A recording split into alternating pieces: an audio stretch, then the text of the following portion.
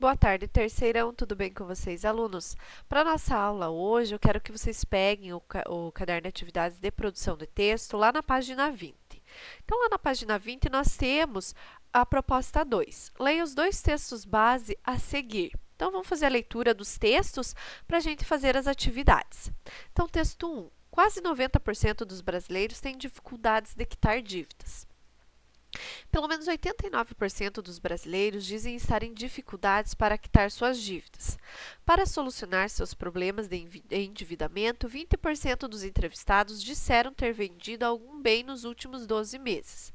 Em parte, isso é explicado pela percepção de queda da renda com perda do poder de compra, apontados pelo estudo Retratos da Sociedade Brasileira, Renda e Endividamento, divulgado hoje pela Confederação Nacional da Indústria. Segundo o levantamento, 42% dos brasileiros consideram que sua renda diminuiu nos últimos 12 meses. Desse total, 22% avaliam que a renda caiu muito e 20% dizem acreditar que a renda diminuiu pouco. No mesmo período, 59% perceberam piora no poder de compra. Quanto menor a renda familiar, maior a percepção de que sua renda foi reduzida ao longo do tempo. No caso, essa é a situação em que se encontram 35% das pessoas com renda familiar superior a 5 salários mínimos e 46% dos com renda familiar inferior a um salário mínimo. No que se refere ao poder de compra, 59% dos entrevistados disseram ter percebido piora ao longo dos últimos 12 meses. Para 34%, a sensação é de muita perda, enquanto para 25% a sensação é de pouca perda. Os moradores do Sudeste e do Sul do país são os que mais sentiram o problema. 65% dos entrevistados em cada região. Os do Nordeste foram os que menos perceberam a queda do poder de compra. Nas regiões Norte e Centro-Oeste, o índice está em 56%. Com a perda do poder aquisitivo, 29% disseram ter sentido dificuldade para pagar aluguel ou prestação da casa própria. Em setembro de 2012, o índice correspondia a 19% e no mesmo mês de 2013 a 16%. Entre os entrevistados na atual pesquisa, 57% disseram não ter dificuldades com esse tipo de dívida, percentual inferior aos registrados em 2012 e 2013. De acordo com a pesquisa, esse tipo de dificuldade atinge mais intensamente aqueles que vivem em cidades com mais de 100 mil habitantes, do que os que moram em municípios com até 20 mil habitantes. Mas 60% das pessoas dizem ter passado por dificuldade para pagar as contas ou compras a crédito.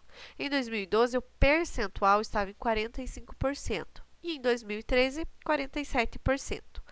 A expectativa para 45% dos entrevistados é que nos próximos 6 meses a renda não sofrerá alterações.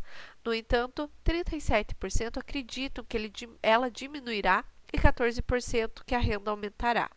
De acordo com a CNI, a preocupação em perder o atual padrão de vida atinge 83% dos entrevistados em 2015.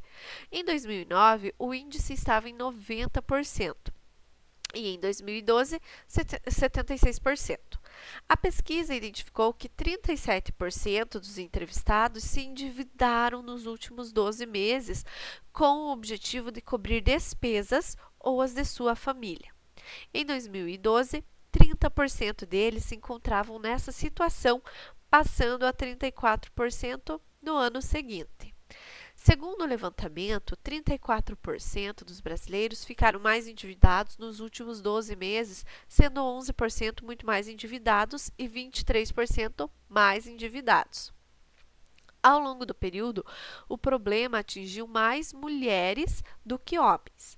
Entre os entrevistados que disseram ter aumentado suas dívidas, 53% avaliam que isso aconteceu sem planejamento, em função de alguma dificuldade ou necessidade não prevista. A maior parte das dívidas foi em decorrência do aumento das despesas e 43% dizem que foi devido à redução da renda. O pagamento de dívidas anteriores foi o fato que mais contribuiu para o aprofundamento das dívidas dos brasileiros nos últimos 12 meses, correspondendo a 30% das citações.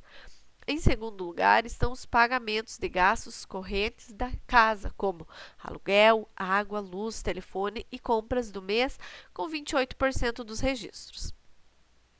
A pesquisa Retratos da Sociedade Brasileira, Renda e Endividamento entrevistou entre os dias 18 e 21 de julho 2.002 pessoas em 141 municípios. A CNI divulgou também uma outra frente da pesquisa Retratos da Sociedade Brasileira, na qual aborda questões relativas ao mercado de trabalho. Tá, então fizemos a leitura aqui do texto 1, vamos fazer a leitura do texto 2, né? Que é uma charge. Acaba de chegar essa carta de sua professora relatando seu péssimo comportamento na escola. O que tem a dizer? Biografia não autorizada. Gente, então aqui a proposta de produção é a seguinte. Coloque-se no papel de um escritor que fará a biografia não autorizada de uma personalidade. Então pode ser no mundo artístico, político, esportivo, qualquer um. Escreva uma narrativa de 15 a 25 linhas que relate um fato relevante da vida do personagem biografado. Então, seu texto deverá contemplar os seguintes critérios: incluir o nome do protagonista e dos personagens secundários, estabelecer claramente o tempo e o espaço da narrativa, apresentar conflito relacionado à situação financeira do biografado. Então, você pode se inspirar nos dados e nas informações do texto 1. Então, vocês vão escrever um texto narrativo. Lembrando que um texto narrativo, eu preciso introduzir os meus personagens, né, o espaço, o tempo. Precisa ter um desenvolvimento aí desses personagens, não precisa ser aprofundado, porque é só uma narrativa de 15 a 25 linhas. Precisa ter um clímax e o conflito e o desfecho. Então, uma narrativa. Trocando por miúdos, precisa ter começo, meio e fim essa história. Então, vocês vão escrever uma biografia não autorizada, como se vocês estivessem contando a vida de alguma personalidade, qualquer famoso, e vocês precisam apresentar o conflito relacionado à situação financeira do biografado. Tá? Essa é a proposta. Então, antes de vocês começarem a fazer, vamos fazer aqui algumas atividades juntos. Tá? Então, o texto a ser produzido é uma biografia não autorizada. Que aspecto desse gênero textual deve ser explorado em seu texto? Então, em uma biografia autorizada, geralmente se destacam os pontos positivos de alguém, né? Porque a pessoa autorizou a escrever uma biografia sobre ela, então vão ter os pontos positivos de alguém. Agora, o gênero biografia não autorizada concede ao autor uma liberdade para narrar uma situação difícil, constrangedora do biografado, né? Da vida do biografado. Então, nesse caso, vocês sabem que é uma biografia não autorizada e que essa situação difícil envolve ali uma questão de dívida, né? De uma situação financeira.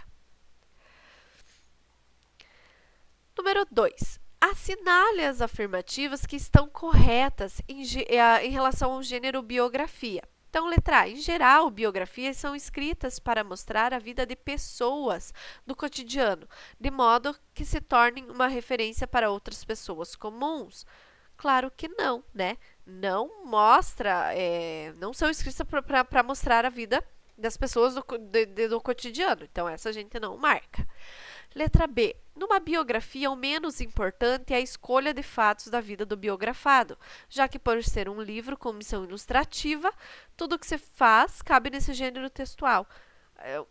Não tem como principal característica as ilustrações, né? A biografia apresenta ali ilustrações, mas não é o mais importante do que a história de vida do biografado, né?